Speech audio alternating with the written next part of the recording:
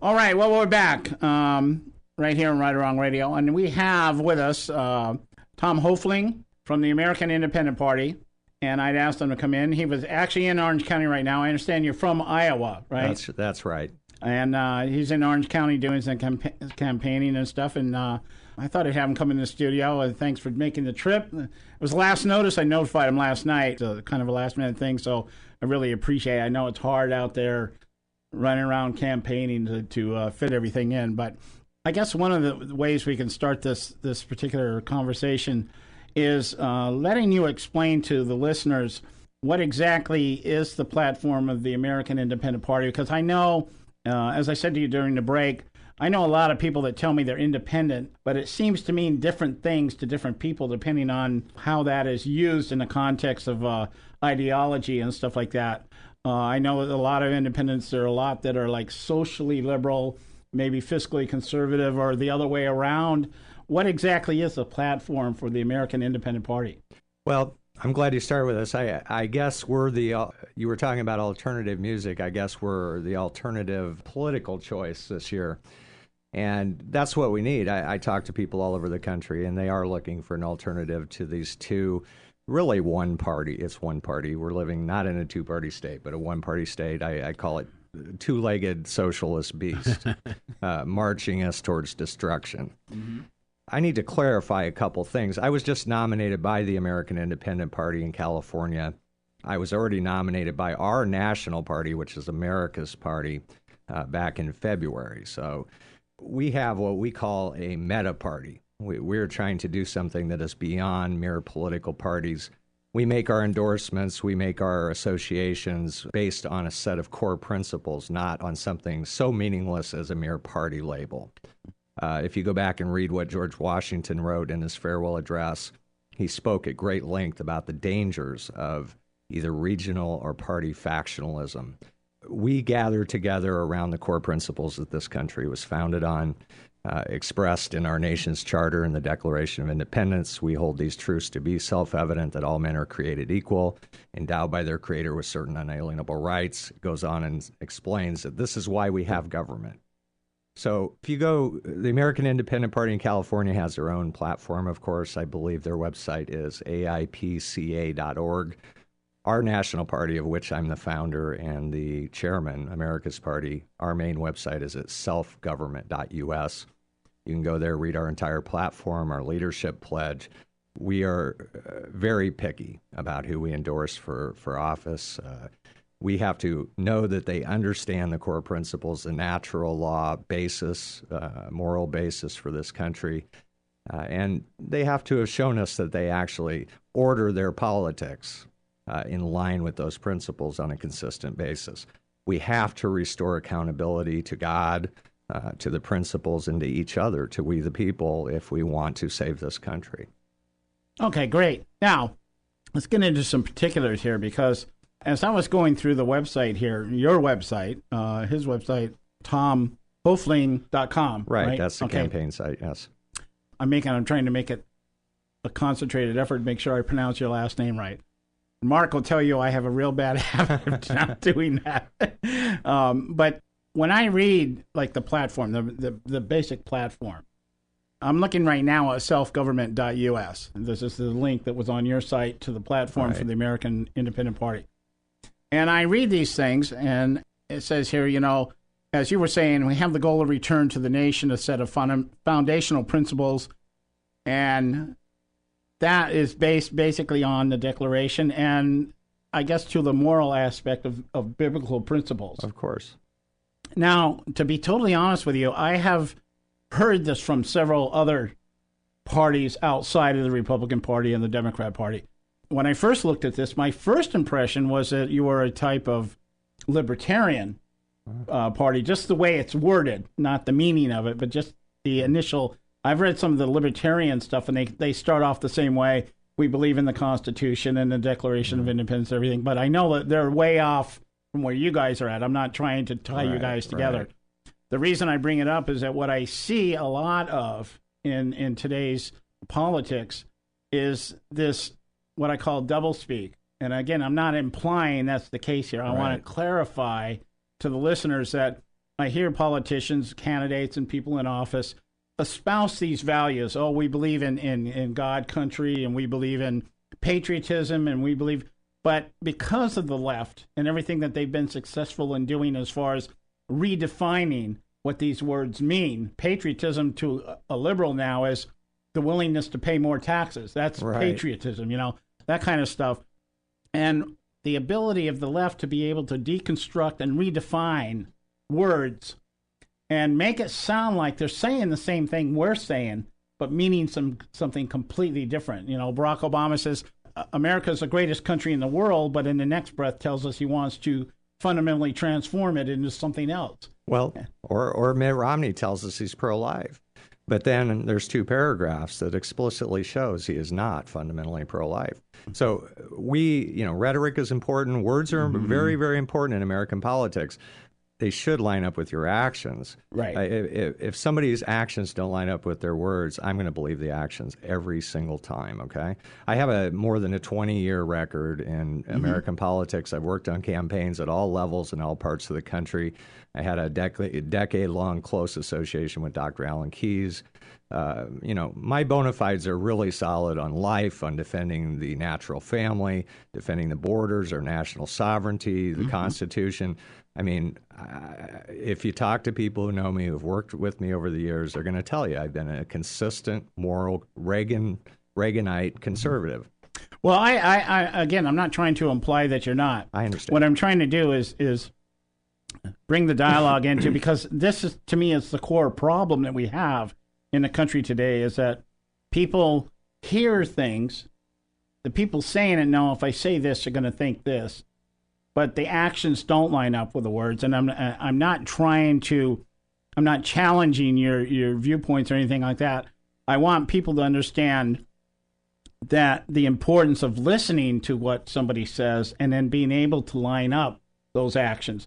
For instance, I just had a friend that posted something out there earlier today on Facebook about the fact that here's a very staunch conservative. He's a conservative activist, and he's talking about the fact that some of the things he's reading about Barack Obama as far as immigration reform, he goes, some of these things are very, he used the word outstanding. He's got some very outstanding ideas. I'm saying, well, he may have the ideas, but that doesn't mean he's going to implement them.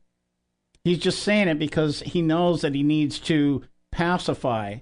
He needs to come across as being pragmatic and being able to do that kind of thing. I mean, let's look at the reality. Barack Obama is usurping the role of Congress right now as regards immigration. The Constitution is explicit who has the legitimate authority over immigration and naturalization, and it's the Congress. And he's now acting unilaterally. He's usurping the role of the legislature. So no matter what he says, it might sound, politicians, most of them, I don't, but most of them, they have speechwriters, they have writers, they have political hacks who put their stuff out there. So you're probably not even reading what Barack Obama thinks or believes anyway. Right. But the fact is, his actions are that he's doing everything he can, even outside his own legitimate powers, to legitimize this invasion of our country. From that perspective, your party platform, what is your interpretation of the 14th Amendment? Is it the fact that people born in this country, whether their parents are here legally, are they legal citizens in the eyes of the 14th Amendment as you interpret it? Not according to everything that I've read about what the framers of the 14th Amendment intended. That is the positive law that developed over time, but I do not believe that was the intent. What's the phrase? Under the jurisdiction thereof. If you have somebody that's in a state or in the country and they're not a citizen, they're not in the language of the 14th Amendment, under the jurisdiction thereof. So, no, I don't believe that anchor babies are a constitutional concept at all. Well, as president, what would you do with the immigration issue right now? Because in California, it's a big issue. It's probably, outside of jobs, probably the most important issue we have here in California. I'm sure it is. The first thing you have to do, if your basement is flooding, you got to shut the water off. This is just common sense. You don't start bailing, okay? We've got to secure the border. I mean, all the politicians are saying this, right? Mm-hmm. But I mean it.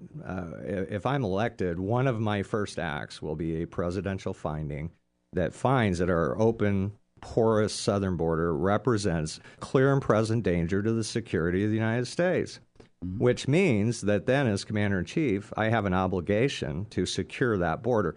We have the ability to secure that border. Oh, yeah. All we have lacked is the political will to do so under Republicans and Democrats. So we need the will, and then just do it. Just do it. It wouldn't take that long either. You could do it right out of the gate with manpower. Well, I totally agree with you in that regard, because I think on the Republican side, it's always been the cheap labor issue. On the Democrat side, they're undocumented Democrats. That's kind of the way they look at it. Good one. And I think anything, if we can fight wars the way that we do and do them on several fronts at the same time, I see nothing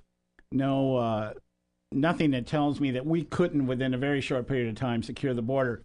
Whether it means putting military down there or whatever, maybe some of our bases should be constructed on the border. I don't know, but I do know that it's one of those issues that is just used as conversation to try to paint a picture of something other than what it is, and not willing to admit that we just have a special interest in not doing it and not enforcing it, which to me is the issue. It's just not enforcing what's already there.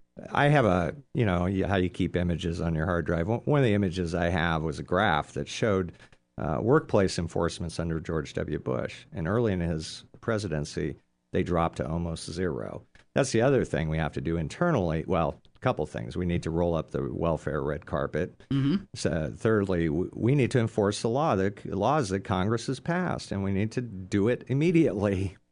One of my prior experiences in Orange County, I came down here a few years ago to help Jim Gilchrist get his campaign up and going. I do have some bona fides on these issues. I've been on the border, in all of our southern states many times, and I'm serious about securing. If a country without borders is no longer a country. Right. We have to secure our territory. We have to secure our national sovereignty. We must have the rule of law in place, or we are not. We're no longer a free republic of free people. Right. Okay, we gotta go to a break. When we come back, we'll continue our conversation with Tom Hoefling, American Independent candidate from California. For California, I'm sorry. Okay, we'll be right back, guys. Stay with us right here on Right and Wrong Radio. Okay, hey, we're back right here on Right and Wrong Radio. Thanks for listening. We have with us Tom Hoefling, who is the American Independent Party candidate for president. And we are talking to him about the platform on which he's running. I'm personally liking somewhat so far what I'm hearing. I wanted to ask you, Tom, about the big issue here that we have, the big division in this country right now. So they claim, not necessarily that they actually want to do what they're saying, is the concept of big government versus small government. And obviously your party believes in small government, as does most real conservatives. I'd like you, if you would, tell us how would you do that? How, especially given the fact that we now have a president who seems to have set a precedent of trying to bypass Congress on so many things through executive orders and things like that. How would you go about limiting government, getting back down to the size of government the way it was in the days of Washington and Adams and Jefferson? Now, if you see me like getting electrocuted over here, it's because I'm going to grab onto the third rail, what they've always called the third rail, with my hand here. Okay. Haven't died yet, but look, if you go on most Republican federal candidates' websites now, you will see something about smaller government or small government. And I always ask them, what do you mean? What do you mean? What are you going to cut? They'll talk about, rearranging a few deck chairs, but they're not going to cut anything that makes a dime's worth of difference. You can just go look at history. When the Republicans controlled Congress, federal spending went up and up. Paul Ryan, this vaunted running mate for Mitt Romney, his vaunted budget plan increases the national debt every year for the next 28 years. Any cuts are phony, as all cuts we've seen talked about are phony. They're actually cuts in projected increases. They're not actual cuts. Look, I'm going to say something radical here, okay? We are not going to get our fiscal house in order until we overturn the New Deal, okay? Until we overturn the Great Society, until we get back to the Constitution of the United States and its enumerated powers. The father of the U.S. Constitution, James Madison, I'll probably botch this quote, I'll get as close as I can. He said, I cannot lay my finger on that article of the Constitution which gives Congress the right to take the money of its constituents for the purposes of benevolence. Okay. Which would be redistribution? Well, it is. All of these social programs, all of these entitlement programs are unconstitutional. These men and women, they go up to Capitol Hill, they raise their right hand, and they swear an oath to God himself to support the Constitution. Okay? Right there, at that point, you can discern the problem we have in this country. It's whether or not they have the character to actually keep that oath. Okay? And we're talking, in the killing, the continued killing of millions of little babies in the abortion clinics, the destruction of the natural family and marriage, spending, and everything else, it all comes down. We have to rely on whether they have the character to keep their oath. And the fact is, almost none of them do right now. Well, that's true. One of the big debates that we have going on here in California, and people like myself who 6-7 years ago never really even paid attention to what was going on as far as California politics. And what we would think, what we were under the false guise of was that, okay, we elected these officials and they're going to represent us the way that they said they were going to do it. And it's just, in the last 6 years ago when it dawned on me, some of these Republicans don't sound a whole lot different than the Democrats. And you start examining their record and you realize, wait a minute, we just have one's a jackass and one's an elephant. It's like, so what? There's no difference. You talked about at the beginning of the show about Obama and Romney back and forth and these inconsequential little things they're arguing about. They're trying to make this a Seinfeld election, an election about nothing. Right. Okay. Right. Hey, you talked about Congress doing nothing. It's a Seinfeld Congress. Okay. Well, the problem though is they're doing a whole bunch of stuff that they shouldn't. Okay. A majority of the federal budget is outside the bounds of the Constitution. Okay, you want to get the budget under control, you got to go back to the Constitution. Right.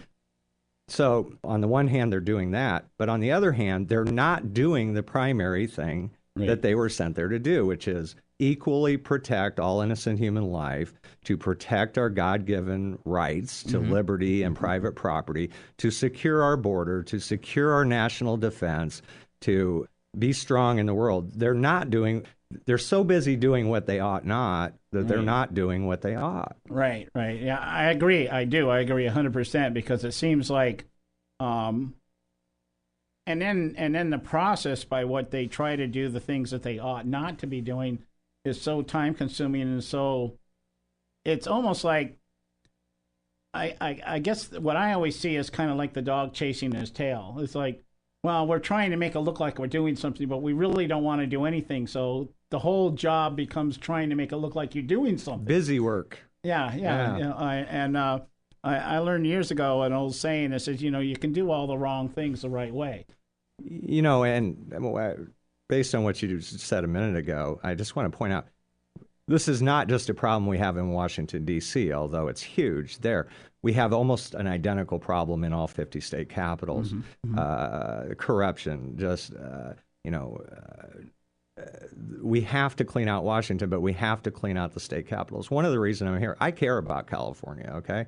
I've spent a lot of time here, but when I hear even my fellow conservatives across the country say, somebody brings up California, they say, I hope it falls in the ocean, And I really get mad. And I say, why do you want our largest state, our most prosperous state, full of millions of good people who, if you can look at extensive surveys that show in California and in all 50 states, there are more conservatives than there are liberals. Yes. Self-identified, okay?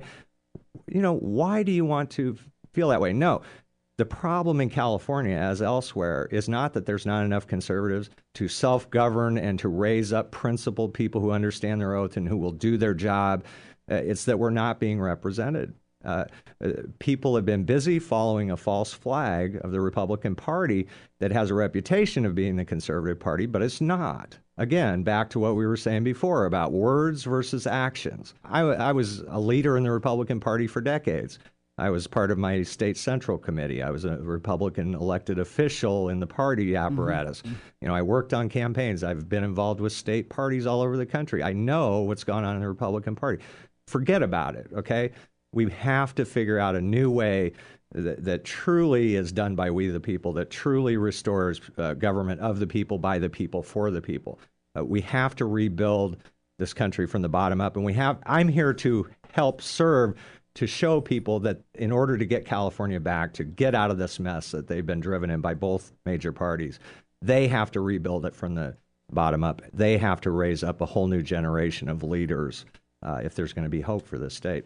Well, that's very much in line with what I've been saying personally for quite a while now, is that when you look at how the left, and to me, Barack Obama is just a creation of that movement. He's the point man right now, the guy that they put out there in front. And their whole philosophy over the last 40, 50 years has been from the bottom up. You organize the masses down at the lower end. You know, you begin to move up, and then you move up, and you move up. And reading about how Obama was trained through the Saul Alinsky-style tactics of isolating an enemy, targeting them, and then, you know, just attacking them in mass and stuff. I think, well, obviously it's worked. And, you know, whether you want to admit it or not, they've been very successful at what they've done. And it seems only appropriate that if you go back to the way the Founding Fathers was actually a community organization that started from the bottom up and said, hey, wait a minute, we can't deal with this anymore. They gathered people together and they got that movement, and they moved out and branched up. I think that we just have to kind of like recreate history. Yeah. I remind people all the time that the people who won our independence from Great Britain, they did so by writing letters in longhand and delivering those letters by horseback. It's my assertion, we don't need the media, okay? We don't need the mainstream media. I'm not talking about you. I consider you to be part of what I call the citizen media. Mm-hmm. We need the citizen media. We are the media right here. Right. We're the medium. We're the message. And you know, we have access to cell phones, computers, free email, free websites, free social media, free conference calling, free everything. We can communicate with one another. Right. We just have to do it. Well, if you think about the fact, one of the things that's been to Barack Obama's advantage is he has utilized this free social media, you know, and he has been able to mobilize on a very large scale, still does to this day. But I think, well, let me ask you this, Tom. Do you see a shift in the country, at least ideologically, back to conservative roots? Well, it's a two-sided question. Yes and no. I don't usually equivocate like that. But on the one hand, I do see thousands and thousands of people who are getting it, who realize we have to go back to that plumb line of principle and build everything we're building according to that. I do see more and more people. We're growing steadily across the country. Not as fast as I'd like sometimes, but let's hope it's fast enough to get us to where we got to go. The other side is, and this is what I believe makes Mitt Romney so dangerous.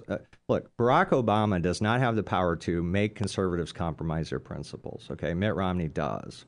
Okay, and it's almost a spiritual thing. I see when people cross that line and start supporting Romney, suddenly they're defending what they say they hate.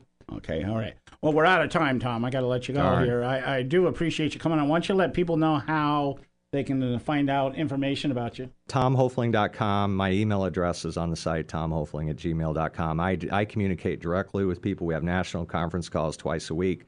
Selfgovernment.us takes you to all of our party websites. If you want to talk to me, you can probably find a way to talk to me. I got him on the phone. I was in the middle of a national conference and he call. answered his own phone, too. This is a great interview. Thank you. For those of you that may not know how to spell, his last name is Hoefling. Tom,